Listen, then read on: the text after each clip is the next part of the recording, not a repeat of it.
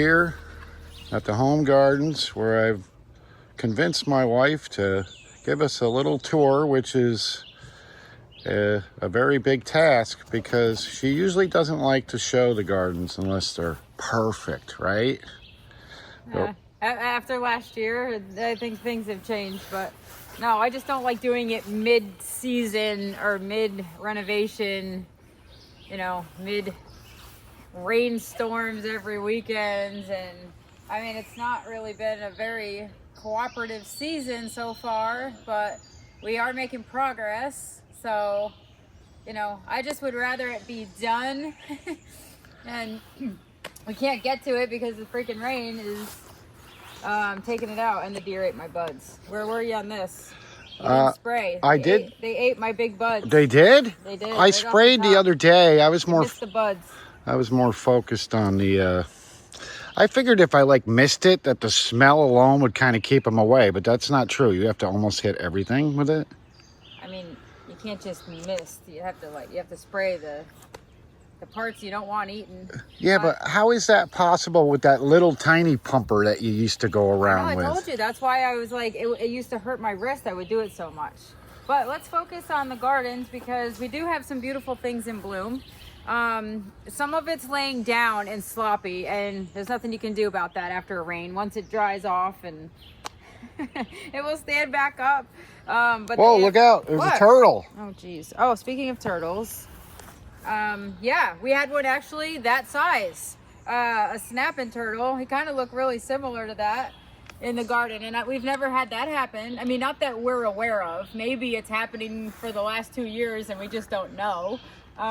But Zoe found a snapping turtle. She was barking like heck. I thought it was actually like a fawn because it's, you know, it's pretty much deer fawn season here. So she was barking like a maniac, and when she stands in one spot and barks, it's like, oh boy, you got it. Something is there. So we walked over, and it was a big snapper. So Zoe was barking, and Brian was convinced it was a fawn because, of course, it's, you know, baby deer season. But we actually have a snapping turtle. Dang, that thing's big. It is big. And you know what it's doing? Laying eggs. Yep, it's laying eggs. So we have like a stream out back in these woods, pretty far. But how did he get over here? That's what Daddy said. He's like, why here? We've never seen them lay in our yard, although they do lay down by the bus stop. So it's actually in this garden, but Zoe was back there barking and barking and barking like a maniac. So yeah, well, that's exciting. We have little eggs. Is that snapper laying eggs or dropping turds? I don't know. No, it's definitely digging. So That's why they call them turtles. They like to crap everywhere. Boy, Zoe would have met her match with that thing. Yeah, I'm sure it lunged at her a couple times. I can see the dirt. Looks like something out of Jurassic Park. Look at that thing. Yeah, it's pretty big. It was funny when we were little, they used to look like dinosaurs. You know, when you're tinier, they're like huge. We used to have them. We had one sneak up behind us once, and my dad ended up making turtle soup with it. Don't say that. Well, we did. He did not. He did. He boiled it, and the eggs were coming up out of the pot. It was gross. What is wrong with him? Well, the hard-boiled eggs were good, but the turtle meat wasn't that great. Are you joking? Is this No, a joke? I'm not. That's my neighbor Tubby. He helped. Ew. Yeah. Well, That's gross. I never want to do they that. sell it in No. restaurants. Haven't you ever ordered snapper? Ew. Anyway. Anyway, Emma. It's Yeah. Thanks for that twist on the morning. Now, don't you worry that we're going to have a bunch of teenage mutant ninja turtles running around here with all the fertilizer that you put in this stuff? I don't know. I haven't fertilized yet. All right, well, maybe we should hold off on the fertilizer so we don't create a new species of snapping turtles. Yeah. Yeah, so anyway, we've been working on these gardens, and I've been digging out. So the grass is really high. So whatever I tell you I've been doing, it may not look like it, because the grass is not mowed, but it's also wet because we got rain yesterday, and we're gonna get actually another heavy rain for like 4 hours this morning. So, but I did manage to edge the garden up to a certain point. You can obviously see where it stops. But I use my nice little blue tool edger. I'm sure I've shown it in the past because it's such a game changer with the definition of the line around the rock borders. I love the rock borders. You know, over the years, they've kind of sunken in a little bit, but I don't have the time or the energy at the moment to actually take them out, reset them, and kind of build it up again. But what does work is taking the front edge of the grass out in front of it. And that way it kind of just exposes the border a bit. And then when the boys mow, it actually, you can see the rock border. So, and I like that. I like the rock borders around here. It just matches like the landscape. But everything is growing. It's very wet. There's beautiful things in bloom like this Sonic Bloom Wagelia. This is I don't know, this is sort of the first real big year we've had with it. And wow, I don't think I've ever had one bloom quite as much as this, and it's supposed to rebloom. So once this is done doing its thing, I am going to trim it back a little bit because it is getting a little large. It's very happy here. And when I planted it, it was just a tiny little thing, but you know me, I like to stuff my gardens. But I'm not upset with that at all. That is like, if it wasn't for that shrub, I mean, it would look fine, but it wouldn't have this like, wow. Like, you're definitely paying attention to that. My cone flowers, they're starting to come. We have some buds building, and they are coming up, like the butterfly bushes. The daylilies are looking good. They're still here. Happy about that. Thank you again for spraying so consistently this year. That has been a huge help. But we're kind of in this mid-season now, where all of like the peonies, we were sort of getting the late peonies right now, but all of the spring stuff has gone. So like the intersectionals are kind of at the end of their bloom. The herbaceous peonies are just now opening and looking good, but we're kind of in this mid phase where all the summer color, it's coming, it's building. How about that? We'll say it's building. But yeah, so we have some, I'm not even gonna go in the vegetable garden. That has not even been touched since we cleaned out the boxes and took the daylilies to the farm. So that's for another time, but I do have big tomato plants and big pepper plants I'm gonna put in there. So we won't actually be behind as far as the growing season goes, but I caught Jackson there scarfing your strawberries the other day. What are you doing in here? Huh? You scarfing up strawberries, are you? Are you eating my berries, boy? Yeah. No. Let me see. Breathe. I want to smell your breath. Oh, God, that don't smell like a strawberry. That smells like a dingleberry. You've been licking Cleo's behind again? He's a jerk. Well, somebody left the gate open. He's a jerk. Jax, you like my strawberries, bud? Look at him. Come on, come here. Come here. I have to talk to you about some things. He is slowly making his way over. He's prancing. Oh, there he goes. Jax, did you eat my strawberries, you little jerk? So I had strawberries on the patio planter. Was it last year? You little piglet. He jumps in the planter and eats them. And he knows not to eat the green ones. He knows not to eat the green ones. He just likes the red ones. So you're a big jerk. The best part about having pugs is they're like your personal pooper scoopers. You don't have to worry about stepping on crap in the yard because Jax picks it up for you.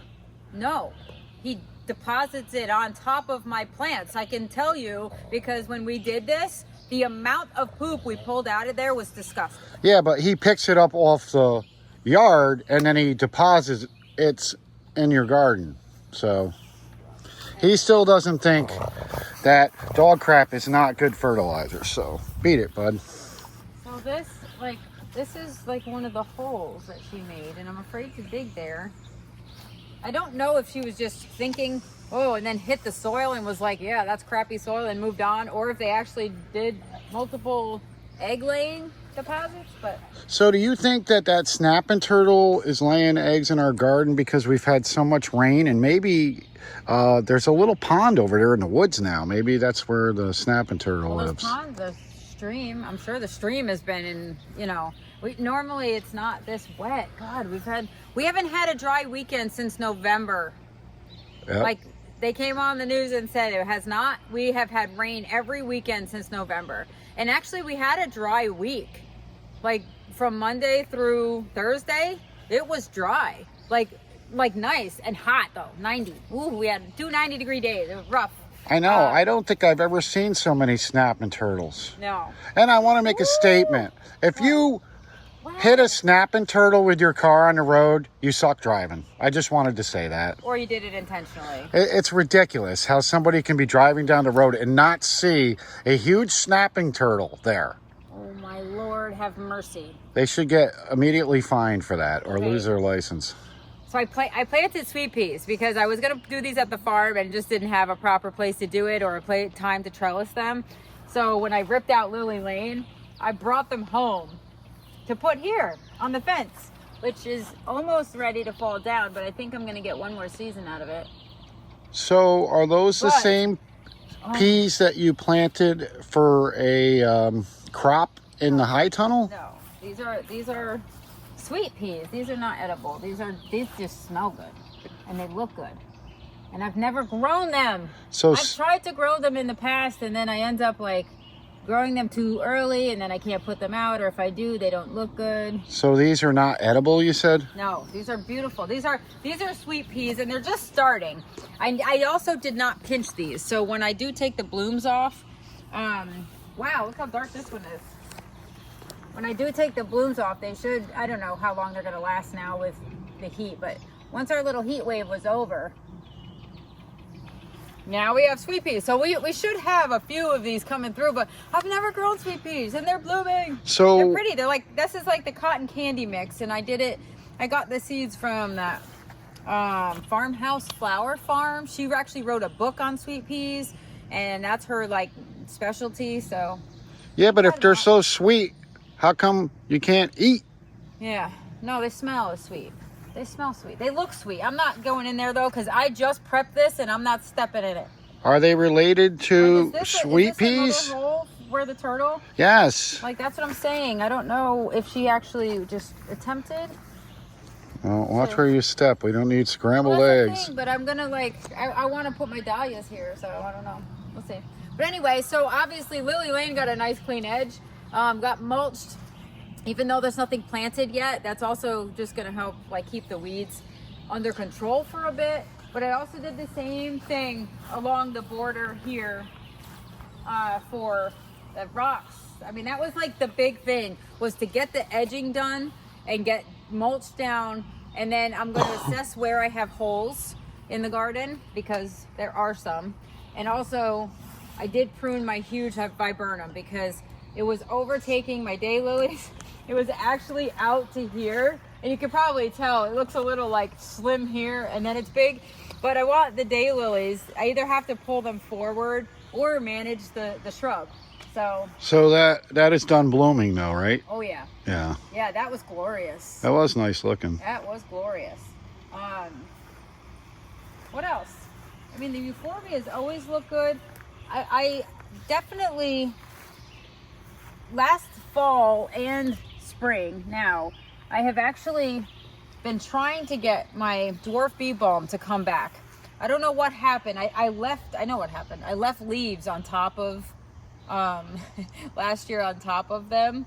And when I realized what had happened, like the leaves kind of smothered them out. And normally bee balm is really like aggressive.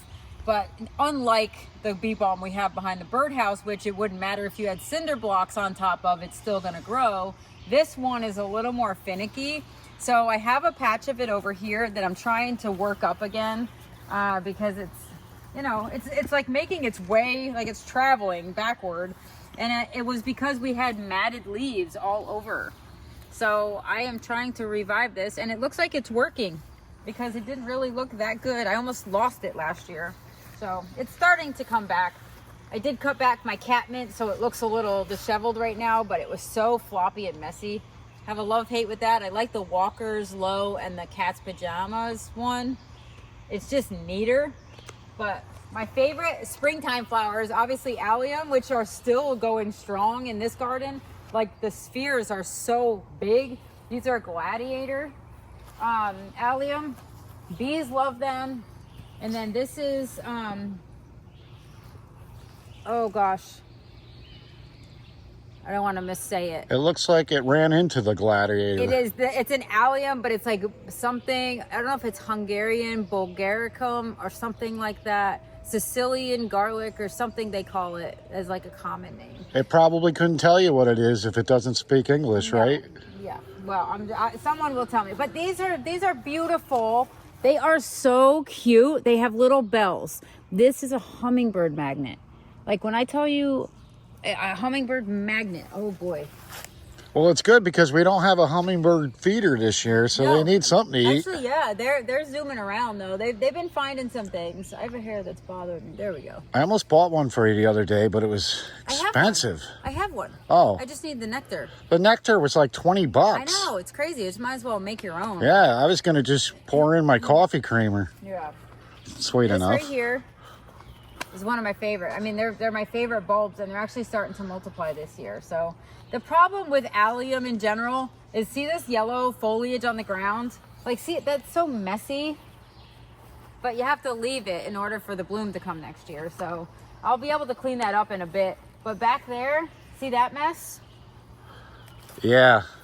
You know, do you see the pile in the back on top of the mess? Oh my God. Yes, That I is do. what- That's that's- turtle crap. That's a turtle turd right there. Holy smoke. Yeah. This turtle has no respect for anything. Jax, that's Jax. And then of course the glorious typical peonies. These are the traditional peonies that everyone loves. They smell glorious. They flop terrible in the rain. So I will be coming to cut these and make a bouquet. And I'm gonna bring them in the house because they're beautiful and they're all leaning. So, I mean, what are you gonna do? It's rainy. I can't stake everything. But we do have one of the native viburnums back here is actually got quite a bit of bloom. So that's exciting. My vanilla strawberry hydrangea has beautiful red stems this year. So, and my blue chiffon, Rosa Sharon. I literally, everything is gonna be glorious up here, which is great because the deer are not gonna eat it. I'm sure you don't even have to spray that one. It's pretty tall. But yeah, so that, I mean, everything's coming. So we're building. I'm not unhappy with what's in here. I'm actually excited that a lot of the stuff that was put in here and sort of is the base and the structure is still there. And this garden, holy moly. What I tell you, like days and days. So I've had to sort some things out with this garden. I've had struggles. I've had struggles with the 9 barks. And the 9 barks, I had a 9 bark to the right of this viburnum, and I decided to put a matching one over there. They both got disease, and every year, literally before June, the leaves are just disgusting, and they have white mildew on them. I don't even know if it's powdery mildew. It almost is something different because nothing else gets powdery mildew in here. It was something though that just affects the leaves, and it looks terrible, and the leaves die off, and I'm like, okay, I've had enough of that for the last few springs, and so I took them out. So those are the 2 bushes you gave me. No, those should be out of here. They're diseased. You shouldn't. I hope you didn't do anything with them. I planted them Where? over near my garden. Well, you might want to rethink that. But what are the bushes we have First of all, soaking? they also need full sun, so you're actually gonna make more disease by leaving it in the shade with all the wet. Well, Lesson learned. yeah, I guess. But you know, this garden has been under renovation for a while, but Jax, get away from there. Come on, Jax.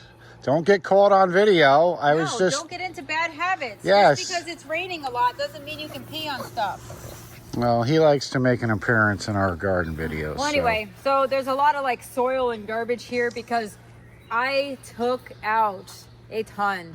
I know it kind of looks naked almost. It is a little. I know people are going to be like, oh my God, what happened? But it has to happen because my coneflowers are still here. They're small. I got to fertilize this because they're definitely a little smaller than normal, which is fine. But I also have been battling for 2 years to get this sort of cleaned up and ready to go. The daylilies, nothing fazed them. They're all still in here.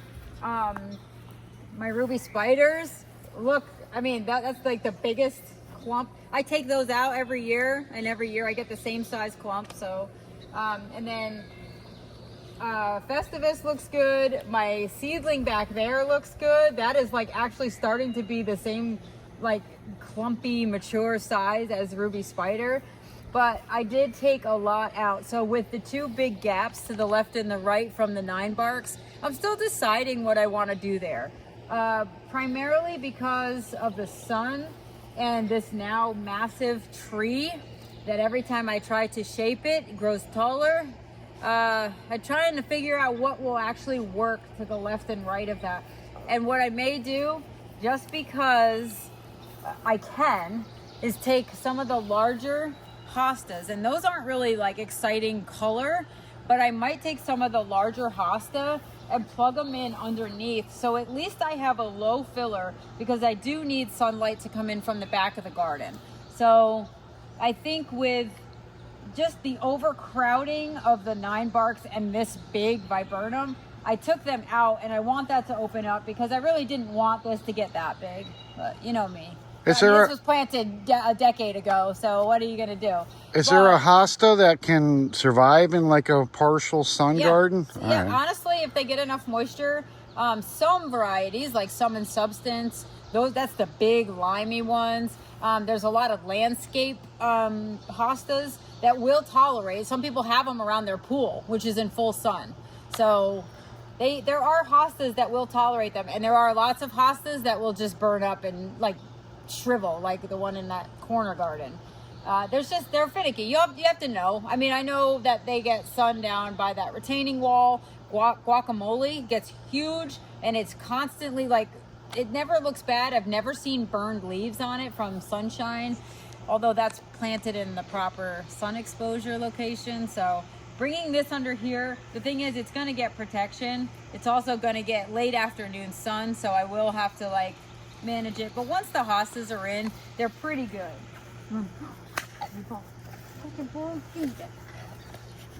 So yeah. So anyway, so I may put more of filler back there, or things like anemones for like a late season pop, and because they send the flowers up pretty tall, and then the plant is lower. So there's a few options I'm considering, but I also want to see how the color shapes up in this garden, you know, for summer and daylilies, and just to see where I'm lacking. I do have beautiful mouse ears, Coreopsis blooming. Thank you for this plant who's deciding to come to the party. It's gonna get real sloppy soon, but I love that there's color, and you know what? Considering all the rain we've gotten, the stems are pretty strong this year. So that with the catmint, I love the combination of that. Plus there's nothing else really in bloom, but I do have beautiful blue foliage on the sedums and the euphorbia back there. So I really like that those play all nicely together in the spring. And yeah, I took out a ton of allium. I think did I go over this last time in a video maybe, but I took out all of the allium that really had small spheres because they're supposed to be the same size as the ones in the cottage garden. But once they start to mature and multiply every season, if you don't take some of those out, they're just going to crowd themselves and they're all going to be starved. Don't they attract aphids or something? No. Was that actually they repel aphids? What was the plant in here that always had the aphids on it? Oh, the bleeding hearts heliopsis. Yeah. That's still in here. The cardinal flowers are in here, like the great blue lobelia, which is a native. That's still at the base of my birdhouse, but I did shrink it a bit. It was starting to like go over and like interfere. My rue, see the rue, that blue leaf, that should start getting eaten soon because it's a host plant, and that's okay. But most of the stuff, most of the bones are in here, but I did add a couple little geum plants. Geum has beautiful little kind of fun cocktail flowers in like bright coral. So I do have those, and they would be blooming right now, except that I just planted them and I took the flowers off because we're getting so much rain and I want them to establish into good plants. Not so much focus on flowers right now because they're still small, but my St. John's wort is starting to fill out pretty good. The ironweed, this looks like coreopsis a little bit, but this is the dwarf ironweed. So that's a purple flowering, that'll flower later in the summer. And you know, still have one daylily left in here. I took these other ones to the farm because they're beautiful and I'd like to multiply them. And the good thing about the farm is if I love a daylily, I can actually dig up stock because it's gonna multiply so much faster there. We're sort of like on the edge of part sun, full sun here. So it's just gonna do better there. And I'd like to have, like, I'll have my own little personal supply of daylilies, I guess, whatever I need them. But all my coneflowers here, I took out the viburnum that was here. There was a brandywine viburnum that's getting planted elsewhere. It was starting to get big, and all I could think of is it's gonna do what that did, and it probably will. I kind of want them to stay dwarf and back here and nice, but it's not gonna happen, so I'm realistic about that.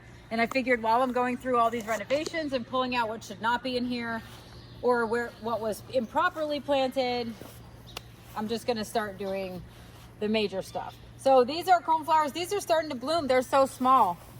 See how small they are? They're like, the plants themselves are small. And I'm not sure if that's because it was so weedy and so awful, but these are gonna get a big dose of fertilizer. I'm gonna start bringing these back. This is like the Mamma Mia coneflowers.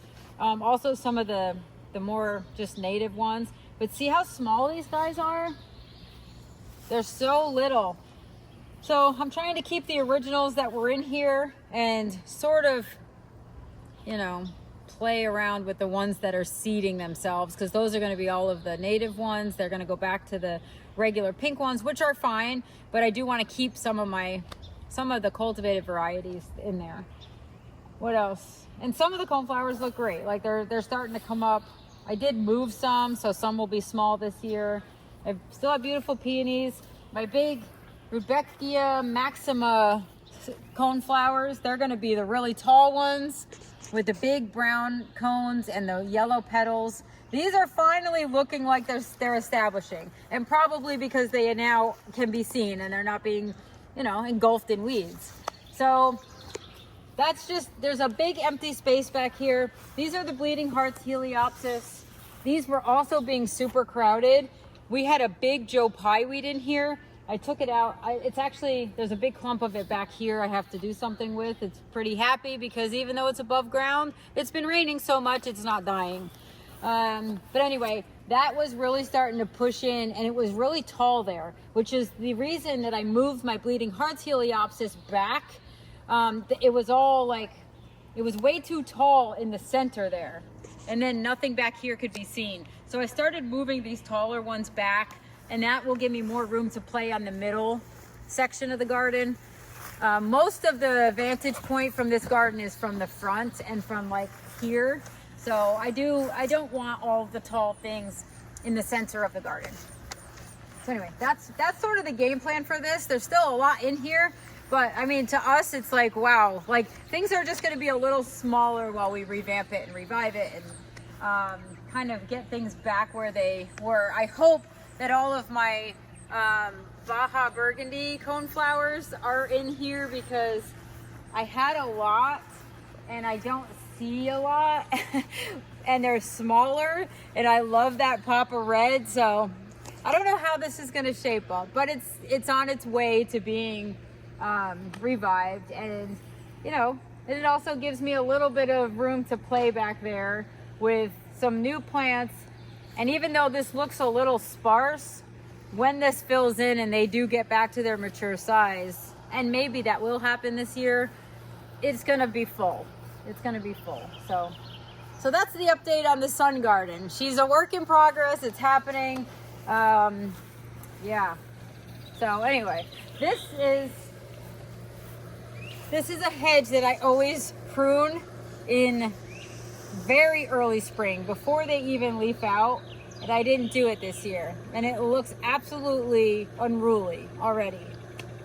So actually I didn't even take off the old blooms. Like first year I've never even taken off those. Even last year I did it. So this is just gonna be a massive mess of flowers. Yeah, but can't you use that trimmer we bought? Yeah, but I want to do it now. The buds are already there.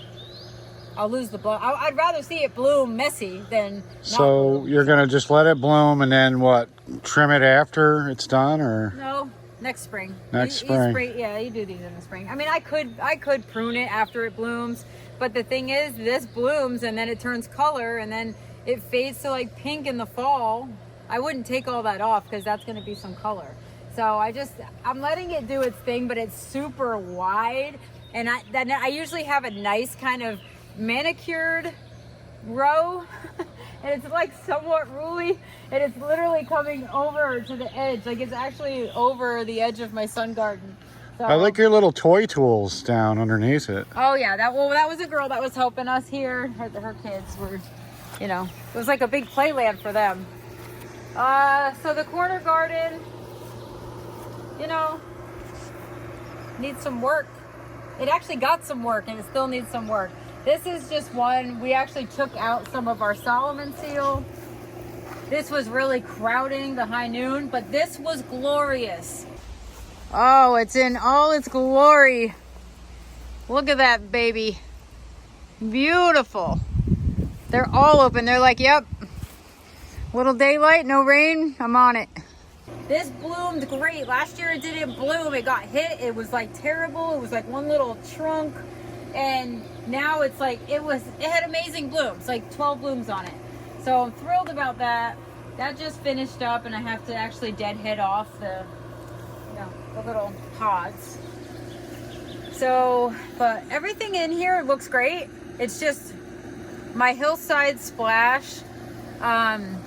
This is really, it's beautiful. It was supposed to be short, like a dwarf. It is compared to the other varieties, but like this is something that belongs sort of back. This would be great actually underneath the viburnum. So I may take some of these and put them underneath. That might be pretty back there. Plus it's got like this lime, like white and mottled foliage and creamy, I don't know. So that might add some interest back there under the trees. And this is in the wrong spot, so I could clean this up a little bit. Lady's mantle, always a messy flower when it blooms, but it's great for bouquets also. Like this is such a good filler. I'm actually gonna take some of these off because they're also messy, but they're perfect stage right now to put in bouquets. And once this gets cleaned up, this is one of those perennials, kind of like catnip. You can shear it back and it'll just kind of put up new foliage and it'll neaten up this line, which you can no longer see. There was a nice neat line here, but everything has filled in really great. So this garden doesn't really have trouble. The hostas are getting bigger. I want to show you one of the hostas actually that are my favorite. See this guy? Look at the stems and this, like, see this central vein? They're purple. It's like holler grape, it's called. Don't mind the air conditioner, folks. Holler grape. So that was a fun plant. This is actually a weed. This hasn't been done yet. I mean, we did a little bit of like internal stuff, but oh, this is so glorious. This peony. So this one is an intersectional peony. Ooh, and we have a whole bunch of weeds in there. It's not open right now. And actually that might be, oh, we have one bud left. But this was beautiful. Oh, here it is, look. Right here. It's called First Arrival. It's beautiful. That's really faded. But when it opens, it's like a little bit darker than that. But it's so pretty. And those are very upright peonies. You can tell like they're not floppy unless they're done blooming and then their petals fall off. But they're not floppy like the traditional herbaceous peonies that are kind of, you know, invading personal space even with a peony ring.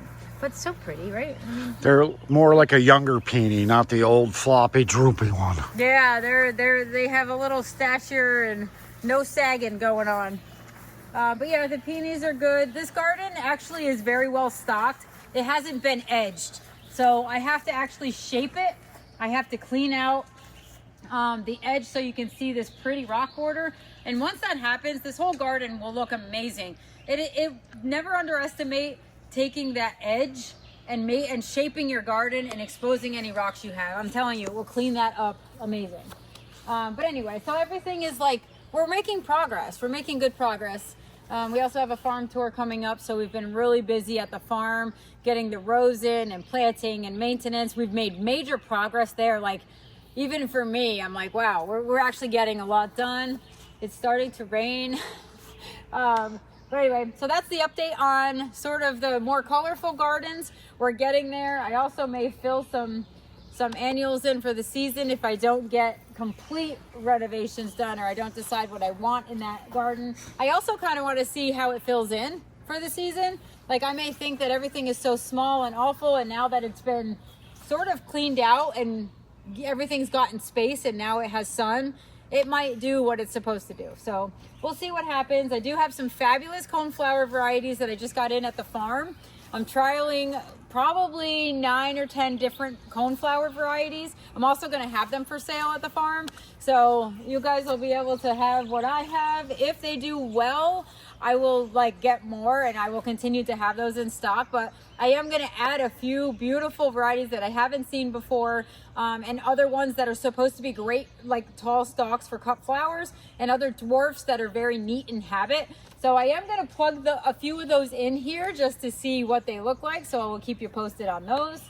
And yeah, so far so good. I mean, we are making progress and we are doing it. Shade garden still looks really good. And hopefully once we get the lawn mowed and we get all of this stuff kind of filled in, my dahlias planted, and the massive gaps planted up, we're going to do we'll do a full home garden tour. Hopefully we can do some drone footage because we have a drone and we actually have not even used that. But I would love to do that here. Thrilled that I have some some milkweed that is about to bloom over on that hillside. It's taking over. I love it. I always wanted to bring up that patch of milkweed from our gravel pit, and I did bring up a plant, and lo and behold, 5 years later, we have our own little drift of milkweed. So I'm happy that that's going on. Our clematis are in bloom. Should we check out the clematis? Yeah, because your short videos always are short. Well, the thing is, by the time the home garden tour is filmed, these aren't going to be in bloom probably, but I want to show you. Uh-oh, we're going in, folks. Yep, you need your hard hat. Yes. Your tip spray. Looks like we're going to be reweeding this garden once again. You know what? It looks terrible. It's really not that terrible. I mean, it looks awful. It looks like no one lives here, but it's not that bad. Once the pads are cleaned up, and this stuff is so easy to come out. There's nothing in here.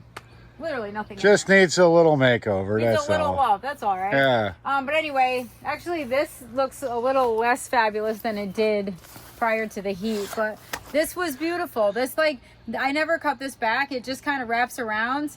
And this is Josephine, and she is just beautiful. She's got really dark purple anthers in the center, and those beautiful pink stripes in the center of each petal. So that is a gorgeous one. No wilt, no nothing. The problem is when you stand next to a plant, it's very hard for the plant to compete with you. Yes, the beauty is just everywhere. Oh gosh, you are really putting the boots on today. Please. If I did, I wouldn't have wet feet. Look, so this one, all right, I obviously did not train these, so don't judge. But this one is Ville de Leon. And this is beautiful. This one has been in there for ages. Had I actually trained it, it would be in bloom against the fence and picture perfect, but I didn't. So there's that. Watch out. Oh! Every video. There we go. And then this one, I think this is called Bourbon. But that one's just starting to open. And this one's got a little bit of like, I don't blame it. It's got a little leaf spot on it. It's got some fungal stuff going on, but it's not wilt, because wilt is the most disappointing thing when it comes to clematis. You get like ready for the bloom and then they all go bleh. What's up with your poppies? Lots of them in there. I don't know Yeah. why there's poppies in there. I had daylilies. Aren't you impressed that I knew what a poppy was? Yeah. Applause, please. Thank you. I am sort of impressed. Thank you so much. It takes a lot to impress me though. Yeah, I know. So I don't know. But this, actually Princess Diana. Oh boy. Yeah, kind of You know looks what? like it. You know what? What happened? So this has a fungus. I mean, it's rained. This is, I never cleaned up the old foliage. Another reason you want to clean up in the fall or the spring and get all that debris out of there, because if this had fungus last year, which it very well could have, it's now attacking it again because the spores live in the soil and all the old plant material. So, but Princess Diana, I did start training this. If you see, I actually had a day when I came out here and I'm like, ooh, this looks like I'm gonna need to get on it now or I'm gonna lose track of it. And so I did, but I'm still losing track because it's growing so fast. But anyway, this one's beautiful. Little pink bells. And they're just gorgeous. This is a mess. I'll have to do this another time because I don't have time to untangle it. But that's what you would be up against if you didn't train or you didn't keep up with the training like I did. Now, did they name that after Princess Diana or was that before? No, I would imagine that's What they did. yep. So yeah. And then there was a big hole. What? Beat it. And then this is another big hole. Oh gosh, it's starting to rain now. Yeah, so that's that. That's the update. That's the status. So things are coming along. Things are moving along. We are getting things done. We're almost there, folks. We're almost there. And we'll see how the gardens shape up. All the trees and everything look good. All the structure is there. Now we just need the blooms. Well, thanks for the short tour. And an umbrella.